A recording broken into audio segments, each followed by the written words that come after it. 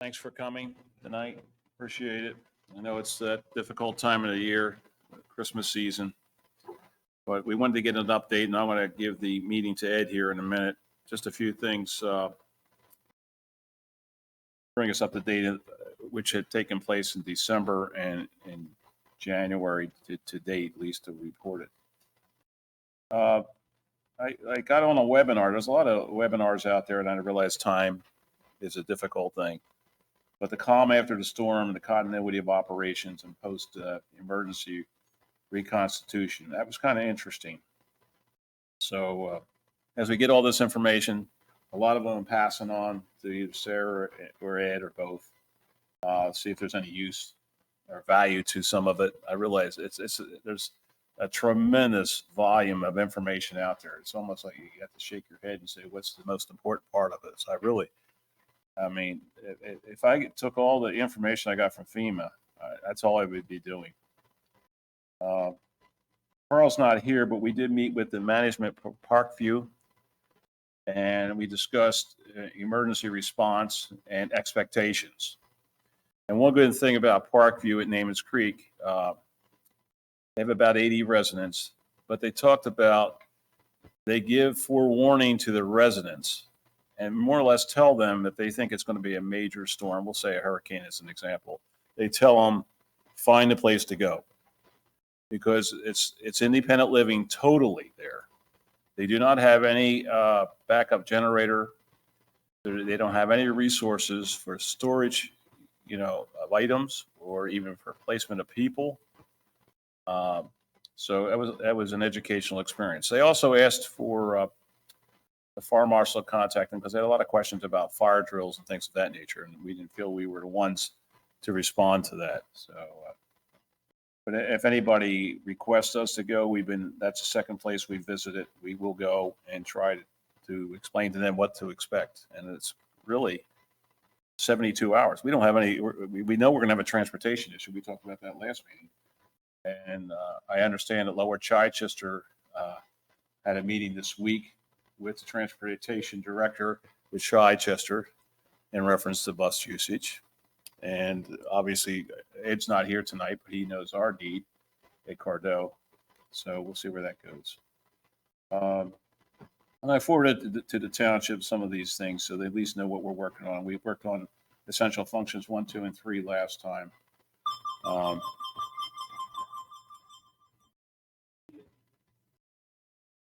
And that's how we get calls for emergencies for the public. All right.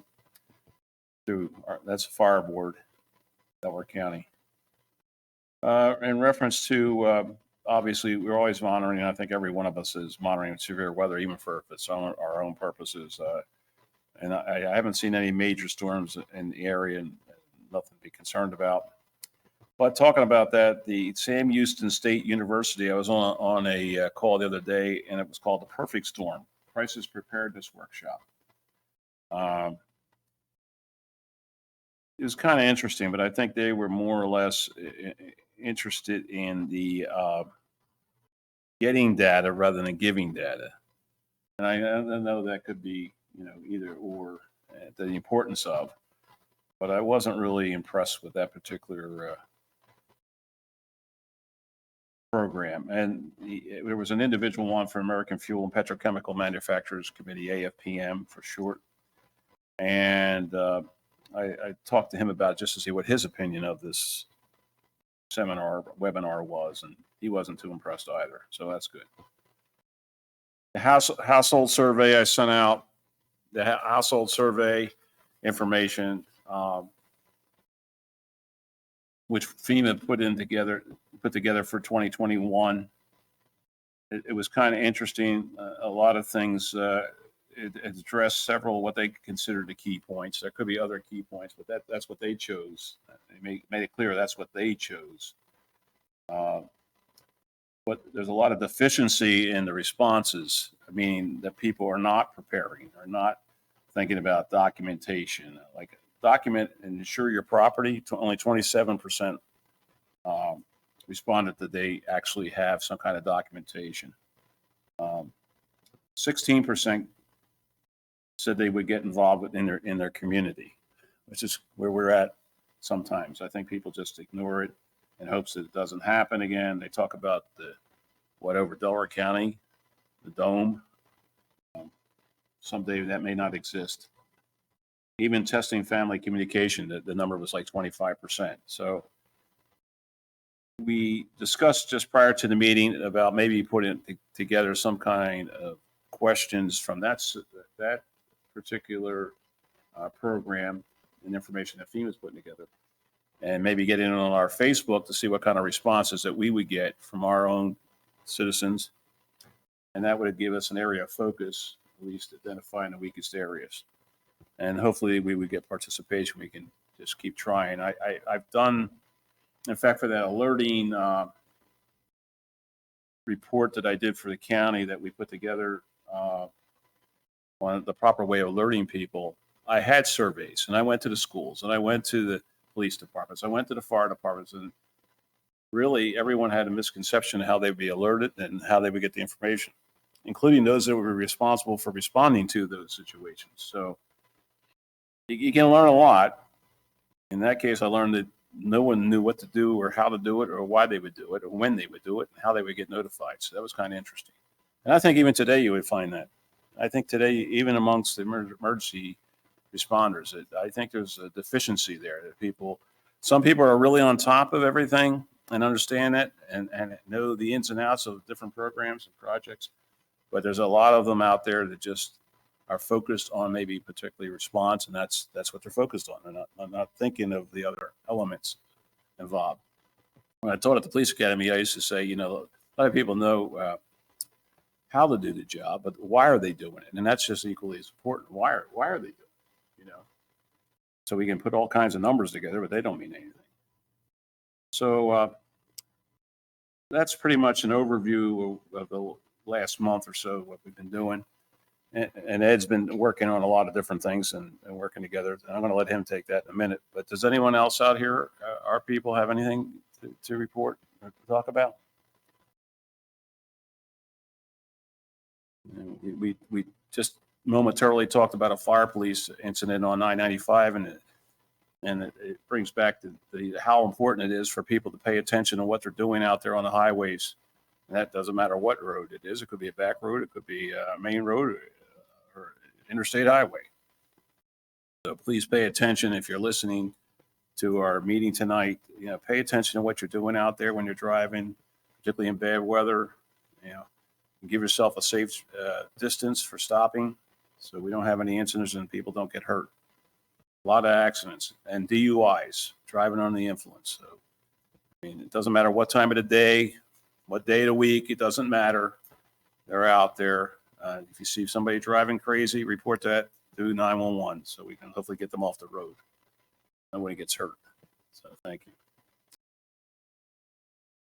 I'm going to turn it over to Ed and Sarah then for the brief where we're at and what kind of information we need to help you supply. I'm surprised Carl's not here yet. Usually, typically he texts me or something. He must have got tied up, so I understand that too. I've been working on a couple of different things. Basically, have basic plan we talked about. Basic plan that we can identify. There's a couple of things we got to look at, and that is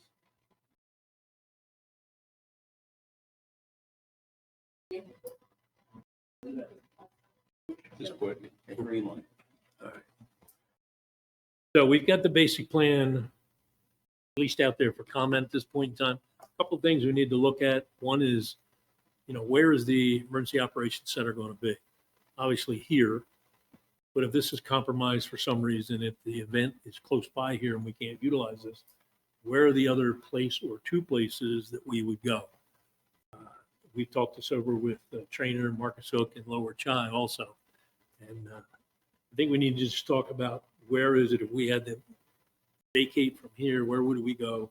Where could we set up, basically have the same tools that we have here and get the EOC up and running, right? So we use an AR facilities. We use our facilities. Yeah, they're using is it the old municipal building down by the cemetery? What is it's community building. community building? Yes. They're going to use that for the EOC. I think they they talked to somebody about that, at least for a startup. Okay. It's a place you could go, get things, That was more of a curious question. and get up and running. If they pick a location where we ought to go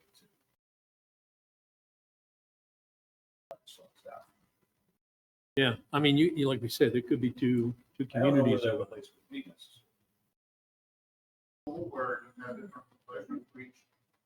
possibility. I think we looked at that as far as evacuation was concerned. That's the only other place when you need somewhere with an emergency generator for sure. But we'll look into that. So I got that as a thing to do because we got Ogden Fire Company, which isn't being used at this point. Yeah, any places like that, we could get down and we could start to look at, we know what we have here, and then we start to look at what we might need there, make it an EOC and get it up and running. And years ago with Ogden, not only was it used for that, it was used for a staging location because you could drive right through. So they had the apparatus going through. That was Dave Holland had set that up, and they come right through. So it would be easy mobility. That would be a staging area and a EOC potentially. Okay, all right. The other thing on here was the incident command structure. We did get some information back on the incident command structure. A couple things we probably need to look at down the road, or as we start to move along. A couple things like the liaison officer were appointed by the emergency management coordinator, were appointed by the IC. You know, whatever the township wants is fine, but personally, what I would think is we would anoint people ahead of time, get them on the FEMA website, let them understand what a logistics officer is, you know, what a liaison officer does, what a planning officer does, get a little bit of background on that, right? You can always double people up, but it'd be nice to have somebody. And I always say, go too deep and look in your organization, even the person that maybe the assistant to the assistant, be surprised what they know and what they can do. So we might want to take a look at that a little deeper in the next couple of weeks. Yeah, I'll work on that. Yeah, we got a good start on it. We got a real good start on it. Yeah, I think that appropriately, that would be someone from the township office that has the contacts, and maybe they, as a normal course of business, they would have those contacts as well. Right. So that, you know, it's not like a surprise that so-and-so is calling me about it. Okay. Well, I mean, you know, logistics wise, you know, having been involved in some emergencies in the past, when we had the spill in Philadelphia, we had folks that came from down south, Houston area, and one was the liaison officer. I'm sorry, the logistics officer. They were buying things for the winter that they didn't understand being in Houston and being up here. So there was some schooling that had to be done, but they knew how to order things. And that was the basic thing. We could tell them what we wanted, we could lay it out for them, and they could buy it for us. So it worked out pretty well.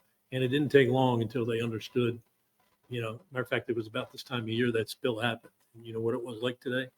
They understood very quickly what the weather was like. So another thing we've got, I'll pass this to Bill and Carl, and they can take a look at it and pass it out. This is really different levels of MERS, level 1, level 2, level 3. Sometimes it's nice to have them laid out as a level 1, a level 2, level 3, right? And then you can come down the side and what is it? Injury, mishap, you know, one that you just had, would that be a level 1, a 2, a 3? You know, kind of give us an opportunity to break things down and know where we're at. So I can give that to Bill and Carl, and they can get it out to everybody to take a look at. The other thing we need to work on in the next couple of weeks, or at least in January, is the risk assessment. We gave the risk assessment out, but we haven't got much back yet. This is just basically for us to sit as a group and look and say, okay, you know, where does a hazmat incident, truck event, where does that fall? Is it something that happens routinely? How are we prepared for that? What's the potential impact to individuals, the businesses, whatever it may be? And it basically gives us an idea, and it also gives us the people 5 years from now to come back and try to redo the plan again or beef it up to where the thought processes were now as we were building this plan. So that's another thing that we're going to work on. The emergency support functions, I've split them up into threes. There's 15 of them. So I've got the first two that I'll give to Carl to these are kind of the, bam, this is what we do, step by step by step. But what we need to find out is who really is going to do that. I have it laid out, but I may not be right. There may be some things in the community that I don't know about that we can throw in there. You know, this is ESF 4 is firefighting. That's kind of an obvious one to us, okay? But who else in county mutual aid is coming to us, okay? The mutual fire departments, local industry. Is local industry willing to come out and work with us? Do they have the foam that we may need? Those types of things. We need to kind of cement those up. And what procedures does the fire department have, maybe for a hazmat event or some other types of event? If they have those procedures, we don't need to put them in the plan. I mean, the basic plan is 52 pages. All right, so we don't need 650 pages. But if the fire department has those procedures, that's fine. Let's put them in the plan in Word, you know, not in document, and it'll be there. So we're going to work on 1 and 3 and 4 through 6 for the next meeting and see where we come out. Yeah, I've got them here, Bill, for you and for Carl.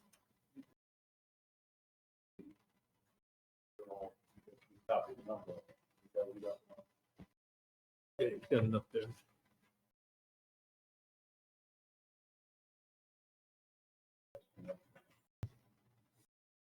And I got some updates to do for the basic plan based on the incident command system, and I'll put all that in there. So we can, once we get another EOC or two, this we can set over here is pretty much done.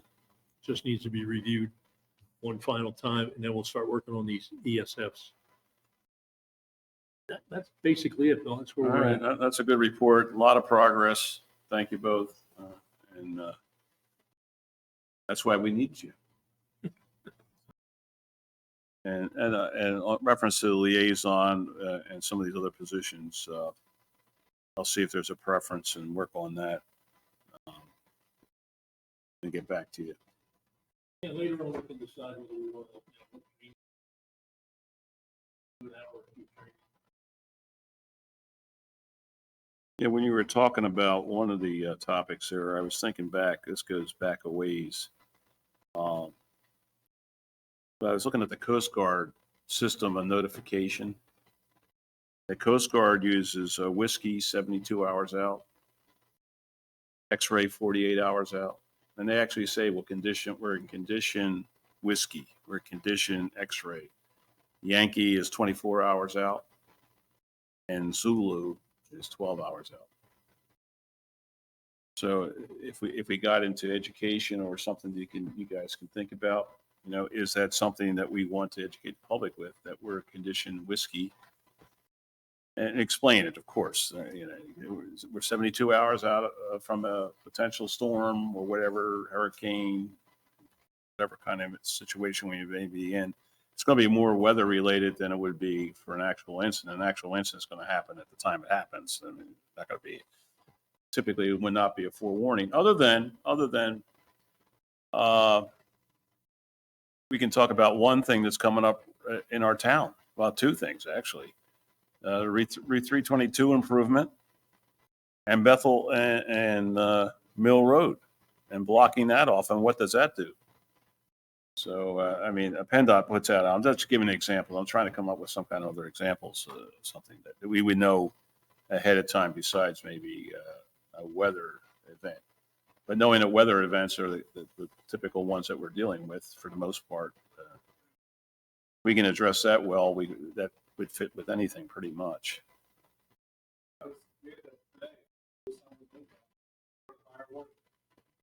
Yeah. What about doing an internal tabletop? You get an actual storm alert and then just, put some of these ideas together. That's right. Try it. Such as it's a major snowstorm coming our way. Just among ourselves, try this notification. Excuse me one second. Can you make a call and see what that's about? Thank you. Yeah,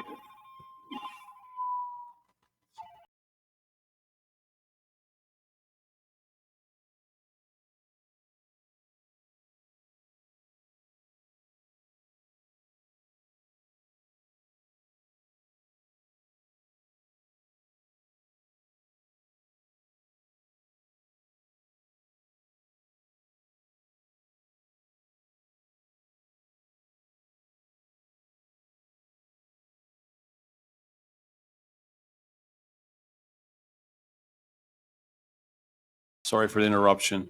That's what happens. I thought I had it on mute and, or at least vibrate.